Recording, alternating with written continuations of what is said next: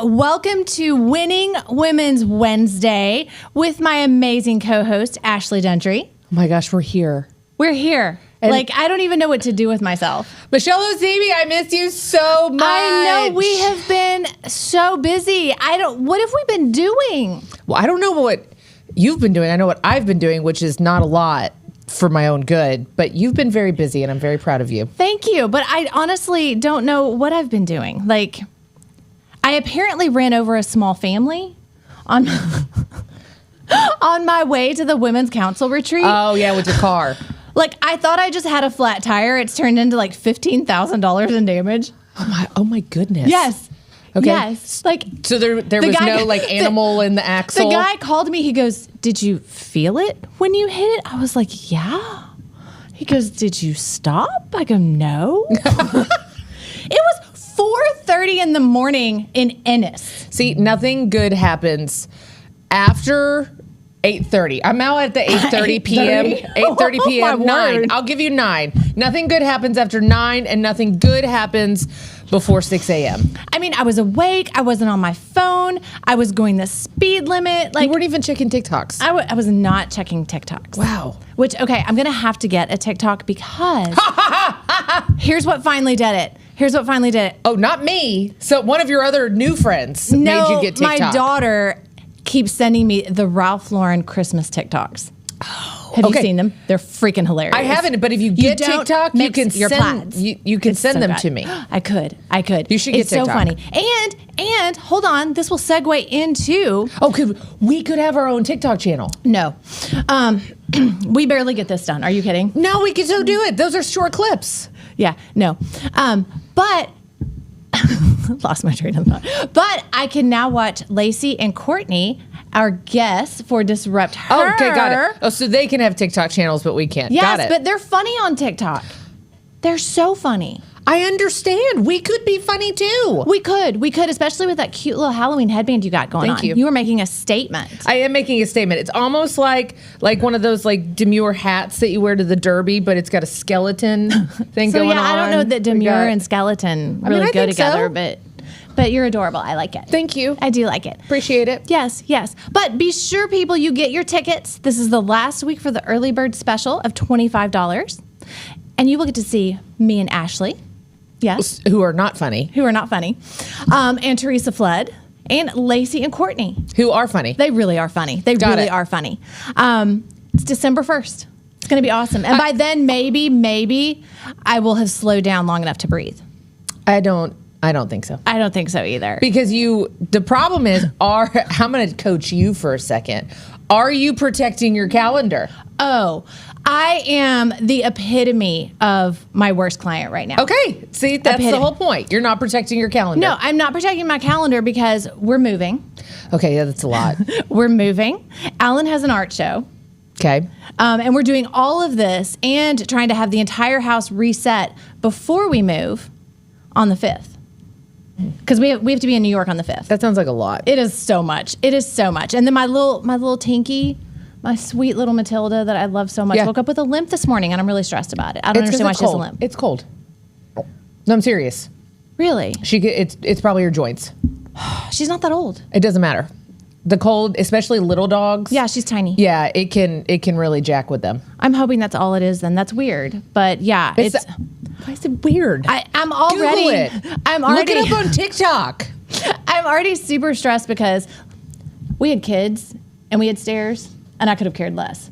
But I'm really worried about my little Tinky going up and down the stairs. Because we have 3 floors. The kids are so mad. They're like, why are y'all moving into this giant place? Because you're gone. I'm like, and we're going to live our best life. We're going to live our best life. I don't even think that's a thing anymore. But It's not. And there's still not a bedroom for you. It's still the same number of bedrooms. That's fine. Yes. So there's no bedroom for the kids. But now when it's raining outside, you can run up and down your stairs. Oh, that's true. That's true. That'll really annoy Alan. It will annoy Alan. Yeah. Sorry, Alan. God bless him. Yeah. God bless him.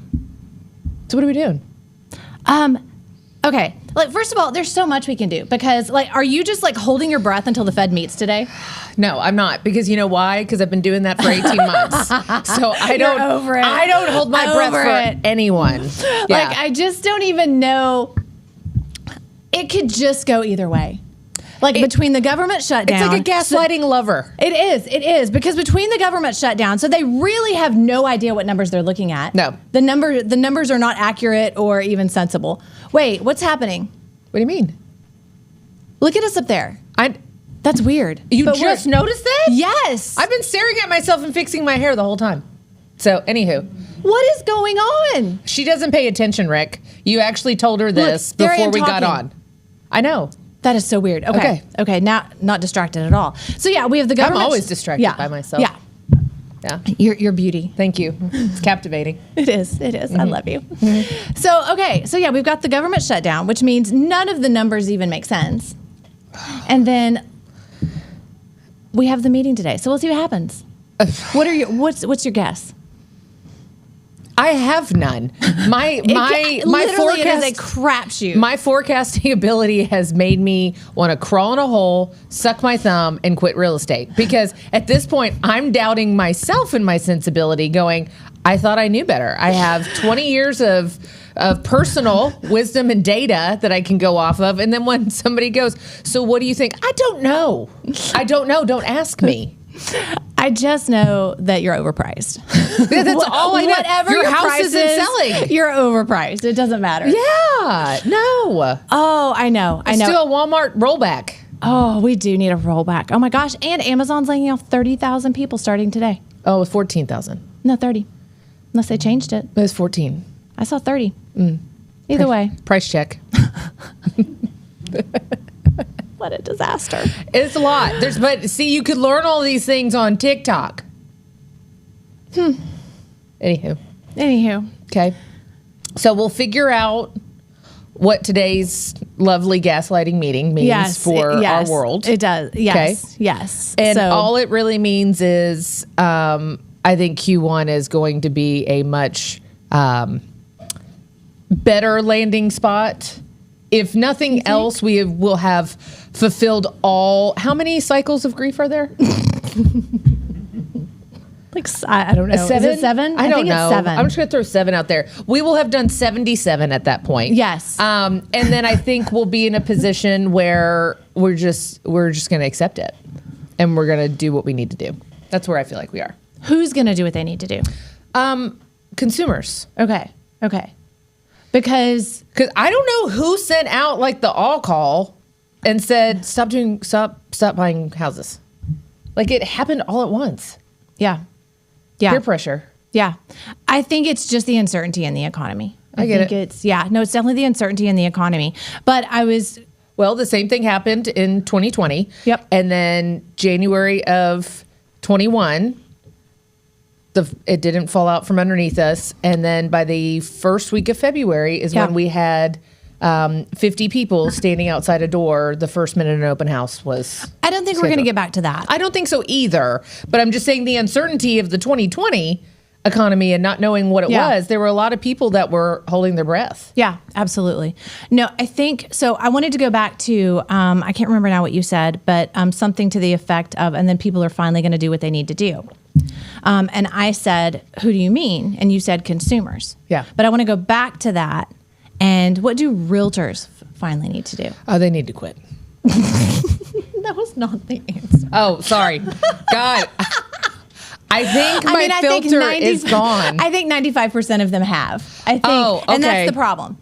So this is where we're in the time frame where this is where businesses are made. And we've talked about this. Yeah, I agree. Realtors need to step up and they need to run their business like a business. So many of them have just stopped doing the things they need to do. Agreed. So I liken this to when obviously the economic downturn that we saw in, the mid 2000s, 2007, 2008, Pluckers. I know, just stay with me. Okay. You know what Pluckers is? Unfortunately, yes, I do. Unfortunately, gosh, such a weird person. Anywho. It's called Pluckers. Pluckers. It's a wing place. Yes. If you don't like our wings, will give you the bird, and they've got a bird flipping people off on a t-shirt. So it was two guys from UT that started so they started like a wing stand kind of like situation and everything else. So the first spot was in Austin, and then the second restaurant was actually in Dallas, the one off of Greenville. Yep. So I was the bar manager there, by the way, and the marketing director. I know. Wait, hold on. You were the bar manager and the marketing director? Yeah, both work. Yeah. So, anywho, my point was... At the same time? At the same time. So, but my point was to that is you watched that brand actually blew up in one of the softest financial times of our generation. And you turn around and you say, why? Because when everybody else was shuttering doors and couldn't do anything else, they leaned into what they did best and they found their niche. Okay. And that's what I think is so important. They knew it was the wings. They had the biggest wings. They had the best sauces. Everything was done in house. And then they fried whatever they could find in the back. So they were doing fried Oreos, fried banana splits, doing all this. And they had their merch. They just fried whatever they could find. But they did everything so well. Welcome to Texas. Welcome to Texas. It's like the state fair in a restaurant. But they really knew what they were trying to do. Yes. And they honed in and they found their brand. Yes. And their merch was just as popular as people coming in and ordering their wings. Yes. So they really found something. But they didn't sit there and scattershoot and try to do 5,000 things really, really well. They did wings and they did branding. Yeah. And that's why even still today, people will choose Pluckers over. Look at Hooters.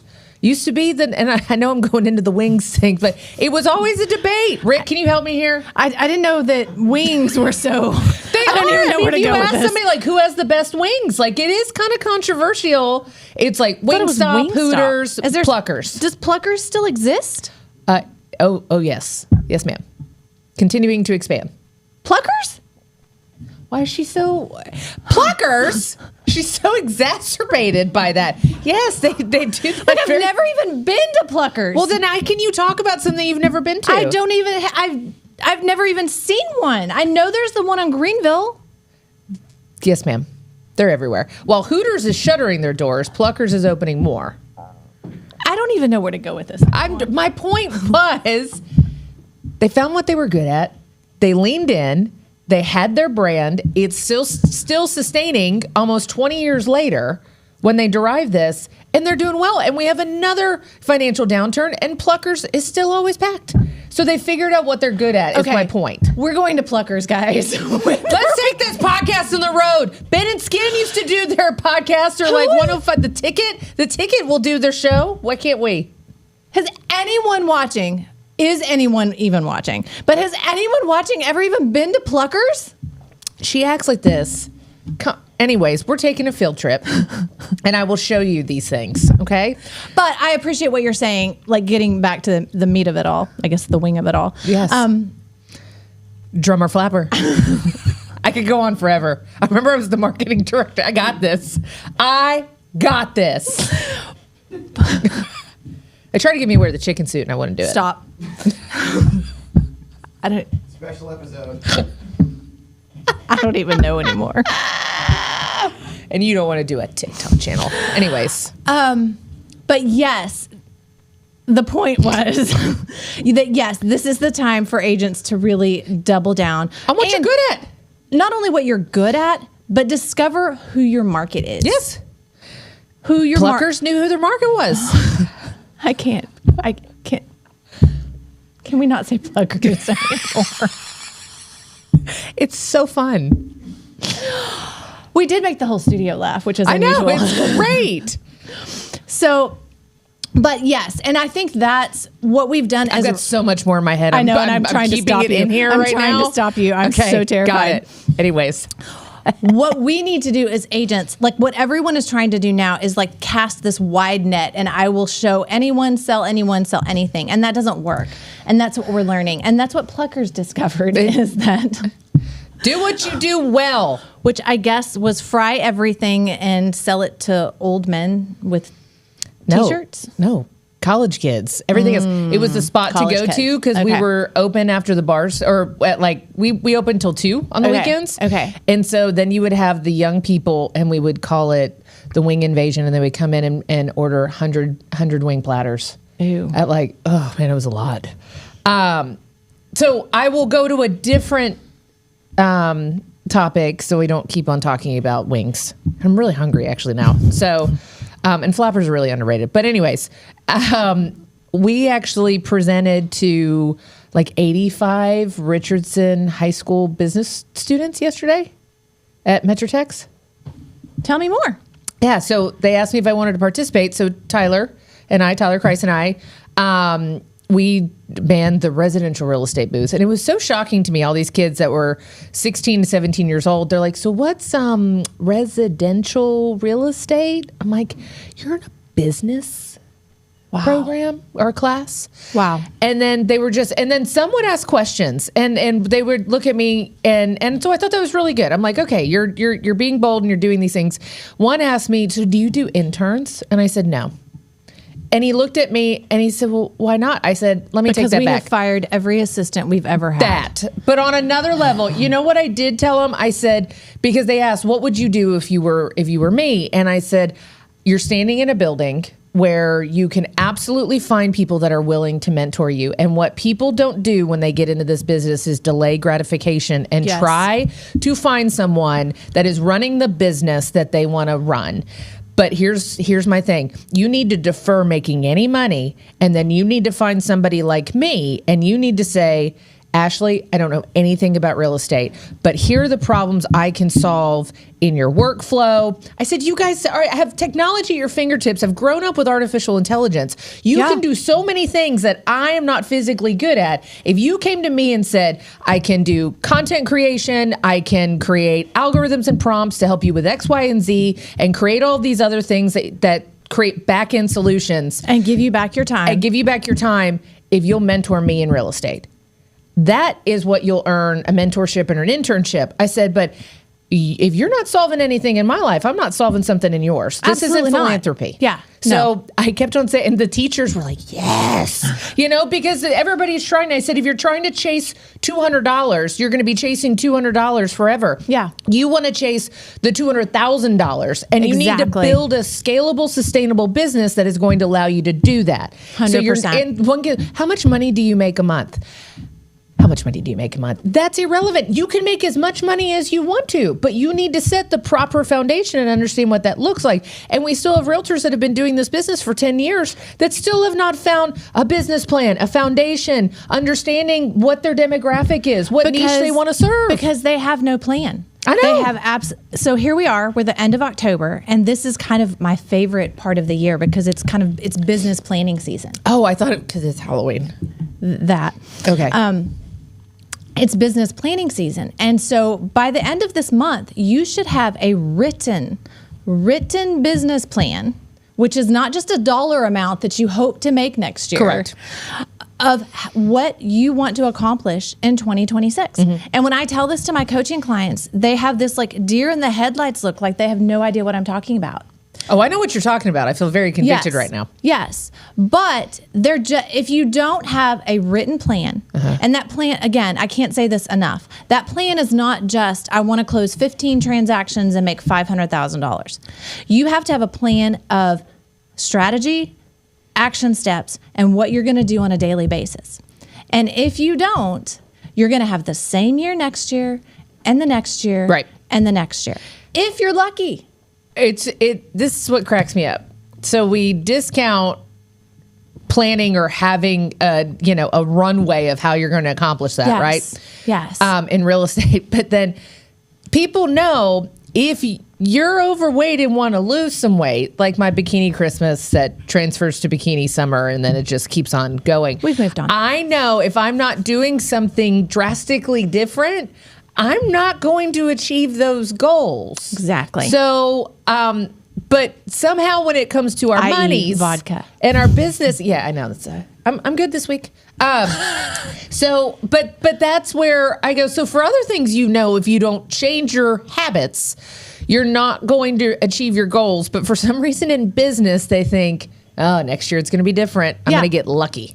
Next year it's going to be different because January 1st is going to drop into my lap. I'm going to wake up super excited and I'm going to have these resolutions and goals and I'm not going to do anything different. Yeah. I just have a goal, like a goal written down on a piece of paper. Like it's just a wish. That it is. It really is. It is.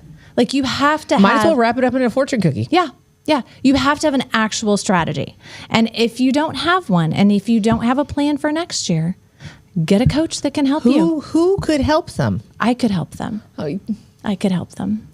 I'm probably going to yell at them like I did a little bit on my coaching call yesterday. ooh, did you? I did. What happened? Well, it wasn't bad. It was just, we've been talking about it for a month. Like I started this in October. Okay. And if you still haven't moved forward with anything we've talked about, You should fire them. do you really have any sort of commitment? Yeah, you should fire them. Yeah.